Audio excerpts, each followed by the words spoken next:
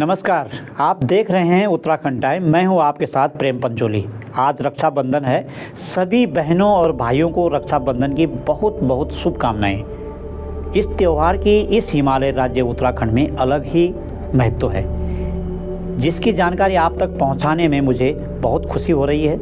बता दूं कि उत्तराखंड के पहाड़ी गांव की महिलाएं आज के दिन एक तरफ अपने भाई की कलाई पर राखी बांधती है और दूसरी तरफ अपने आसपास के जंगलों में जाकर पेड़ों पर भी राखी बांधती है ना।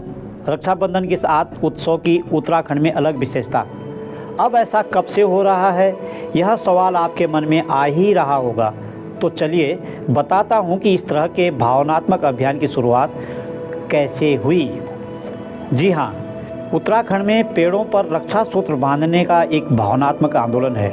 यह आंदोलन बहनों का कैसे बना, देखिए यह रिपोर्ट। साल 1994 में राज्य आंदोलन के लिए लोग सड़कों पर उतर आए थे। वहीं उत्तराखंड के पर्वतीय क्षेत्रों में वन माफिया इतने सक्रिय हो चुके थे कि वे एक तरफ ग्रामीण स्तर के छोटे छोटे आंदोलनकारी समूह को दान चंदा देकर आंदोलन को तेज करने की वकालत कर रहे थे और दूसरी तरफ वनों की अंधाधुंध दोहन करने में हाथ साफ करते गए। इसी दौरान वन माफियाओं को सबक सिखाने के लिए राज्य की प्राकृतिक संपदा के संरक्षण बाबत महिलाओं ने पेड़ों पर राखी बांधकर रक्षा सूत्र आंदोलन का सूत्रपात किया। अर्थात 1994 में वनों की व्यावसायिक कटाई के खिलाफ यह आंदोलन प्रारंभ हुआ और अब तो पर्वतीय गांव के लोग रक्षाबंधन के अवसर पर पेड़ों पर राखी बांधते ही हैं और वन संरक्षण की शपथ भी लेते हैं। 1994-95 में भिलंगना, बालगंगा, धर्मगंगा, जलकूर, अलकनंदा तथा भागीरथी नदियों के जलग्रहण क्षेत्रों में 10-10 हज़ार फीट की ऊंचाई पर स्थित टिहरी उत्तरकाशी के रयाला, बूढ़ा केदार, चौरंगी खाल, हरसिल, हरुंता, अडाला, मुखेम आदि स्थानों पर वनों की व्यावसायिक कटाई प्रारंभ हो गई थी। रक्षा सूत्र आंदोलन की पर्यावरण टीम ने वनों में जाकर कटान का अध्ययन किया। तत्काल के अध्ययन के दौरान पाया गया कि वन विभाग ने वन निगम के साथ मिलकर हजारों हरे पेड़ों पर छपान कर रखी है। जंगल कटान का कार्य रातों रात जोरों पर था। आंदोलन द्वारा इसकी सूचना आसपास के ग्रामीणों को दी गई थी। यह सूचना मिलने पर गांव के लोग सजग हुए। इसके द्वारा यह जानने का प्रयास भी किया गया था कि वन निगम आखिर किसकी स्वीकृति से हरे पेड़ काट रहा है। इसकी तह निहारने से पता चला कि क्षेत्र के कुछ ग्राम प्रधानों से ही वन विभाग ने यह मुहर लगवा दी थी कि उनके आसपास के जंगलों में काफ़ी पेड़ सूख गए हैं और इसके कारण गांव की महिलाएं जंगल में आना जाना नहीं कर पा रही है। इसमें दुर्भाग्य की बात यह थी कि जनप्रतिनिधि भी जंगलों को काटने का ठेका लिए हुए थे, जिसके कारण ग्रामीण लोगों को पहले अपने ही जनप्रतिनिधियों से संघर्ष करना पड़ा। वन कटान को रोकने के संबंध में टिहरी उत्तरकाशी के गांव थाती, खवाड़ा, भेटी, डालगांव, चौंदियाट गांव, दिखोली, सौड़, भेटियारा, कमद, लुआरका, मुखेम, हरसिल, मुखबा, उत्तरकाशी आदि कई स्थानों पर लोगों ने बैठकों में निर्णय लेकर पेड़ों पर रक्षा सूत्र बांधे, जिसे रक्षा सूत्र आंदोलन के रूप में जाना जाता है। रक्षा सूत्र आंदोलन की मांग थी कि जंगलों से सर्वप्रथम लोगों के हक हकूकों की आपूर्ति होनी चाहिए तथा वन कटान का सर्वाधिक दोषी वन निगम में आमूलचूल परिवर्तन करने की मांग उठाई गई। इसके अलावा यह भी मांग थी कि यदि गांव वालों की आवश्यकता की पूर्ति के बाद जंगल में इससे अधिक वन उत्पाद प्राप्त हो सकते हैं तो निश्चित ही राज्य में इसका इस्तेमाल होना चाहिए। इसके अलावा ऊंचाई की दुर्लभ प्रजाति कैल, मुरंडा, खरसू, मोरू, बांज, बुरांस, दालचीनी, देवदार आदि की लाखों वन प्रजातियों को बचाने का काम रक्षा सूत्र आंदोलन ने किया था।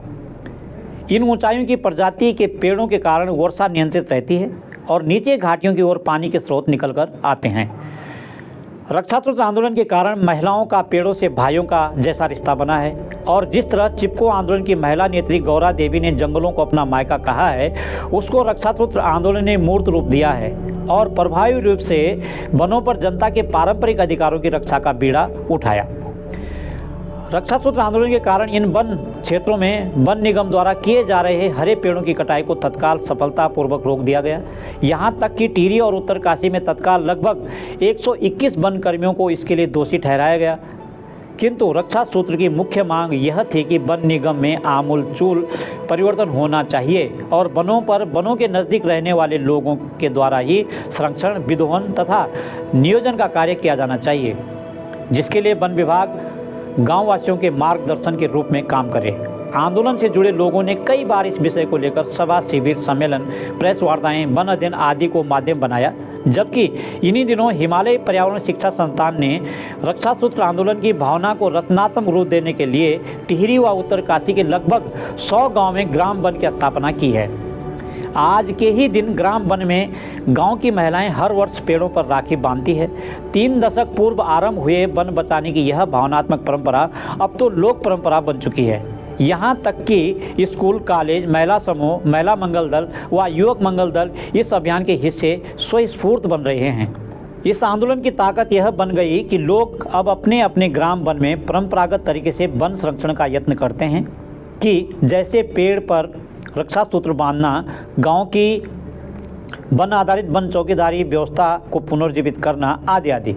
वन चौकीदारी का जीवन निर्वाह गांव वालों पर ही निर्भर रहता है। इसके कारण गांव वालों की चारा पत्ती, खेती, फसल सुरक्षा, जंगली जानवरों से सुरक्षा तथा पड़ोसी गांव से भी जंगल की सुरक्षा की जाती है, जिसके लिए महिलाओं के कष्टमय जीवन को राहत मिलती है। इसके अलावा वन संरक्षण व संवर्धन के साथ साथ जल संरक्षण के काम को भी रक्षा सूत्र आंदोलन से जुड़े लोग अनिवार्य रूप से वर्ष भर में समय समय पर करते ही हैं, जिसमें वे महिलाएं चाल खाल, रेन वाटर हार्वेस्टिंग पॉन्ड का निर्माण परस्परता से करती है। यही नहीं, रक्षा सूत्र आंदोलन से जुड़ी महिलाएं अग्नि सुरक्षा के लिए वन विभाग की मोहताज नहीं है। कह सकते हैं कि आज भी रक्षा सूत्र आंदोलन की थाती कहे जाने वाले टिहरी उत्तरकाशी के वे 100 गांव की महिलाएं वन संरक्षण की असली प्रहरी है।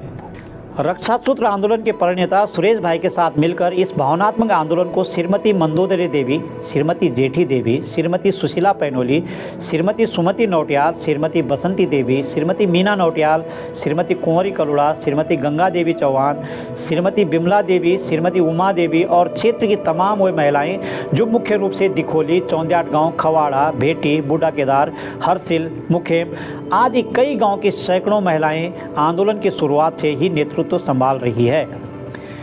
रक्षा सूत्र आंदोलन की सफलता ने वनों के प्रति एक नई दृष्टि को जन्म दिया है। इसके बाद उत्तराखंड में विभिन्न इलाकों में विभिन्न मुद्दों को लेकर वन आंदोलन चलने लगे, किंतु रक्षा सूत्र आंदोलन हर वर्ष अंतर्राष्ट्रीय महिला दिवस पर वन बचाओ हेतु वन सम्मेलन करवाते हैं और रक्षाबंधन के अवसर पर पेड़ों पर राखी बांधने का उत्सव हर वर्ष आज के ही दिन मनाया जाता है। आंदोलन की खास बात यह है कि रक्षा सूत्र आंदोलन से जुड़े कार्यकर्ता अपने अपने क्षेत्र में प्रत्येक वर्ष सघन वृक्षारोपण के साथ साथ वनों को बचाने के लिए पेड़ों पर रक्षाबंधन करवाते रहते हैं, ताकि लोगों की इन पेड़ों से भावनात्मक रिश्ता बना रहे और वनों का व्यावसायिक दोहन न हो सके। उत्तराखंड में वन निगम की संपूर्ण गतिविधियों के कारण ही लोगों ने चिपको के बाद पेड़ों पर रक्षा सूत्र राखी बांधी और वन विकास निगम में आमूलचूल परिवर्तन की मांग करते गए। जबकि 1994 में केंद्रीय वन एवं पर्यावरण मंत्रालय ने तत्काल उत्तर प्रदेश सरकार को उत्तराखंड के परिप्रेक्ष्य में वनों के अवैध कटान के संबंध में जांच कर आवश्यक कार्रवाई के निर्देश भी दिए थे। रक्षा सूत्र आंदोलन द्वारा गठित उत्तराखंड वन अध्ययन जन समिति ने अपने एक रिपोर्ट में कहा कि अविभाजित उत्तर प्रदेश वन निगम को प्रतिवर्ष जो करोड़ों रुपए का लाभ मिला था, उसमें 80% लाभ उत्तराखंड के वनों के कटान से प्राप्त होता था। लेकिन उत्तर प्रदेश सरकार ने उत्तराखंड राज्य की नब्ज को समझते हुए यह करोड़ों की राशि अब तक नहीं लौटाई। आंदोलन का मानना है कि यहाँ विकास के नाम पर प्राकृतिक संसाधनों के दोहन की बात अधिक हो रही है और संरक्षण की योजना का पूर्ण अभाव सा लगता है। चिपको के बाद रक्षा सूत्र आंदोलन केवल पेड़ बचाने तक ही सीमित नहीं रहा, बल्कि जल, जंगल, जमीन की एकीकृत समझ बढ़ाने के प्रति लोगों को जागरूक करता आ रहा है। फलस्वरूप इसके उत्तराखंड नदी बचाओ अभियान भी प्रारंभ हुआ है। रक्षाबंधन के अवसर पर पर्वतीय क्षेत्र की महिलाओं व सामाजिक कार्यकर्ताओं ने पेड़ों पर राखी बांधकर एक भावनात्मक रिश्ता पेड़ों से जोड़ा है। ऊंचाई पर पेड़ रहेंगे, नदी ग्लेशियर टिके रहेंगे के नारों के साथ पेड़ों को भाई के रूप में राखी बांधी जाती है। यह कहना है रक्षा सूत्र आंदोलन के प्रणेता सुरेश भाई का। हमारी यह रिपोर्ट आपको कैसे लगी, कमेंट करके ज़रूर बताइए। अगली कड़ी में राज्य के ऐसे ही किसी खास मुद्दे को लेकर के हाजिर होंगे। नमस्कार।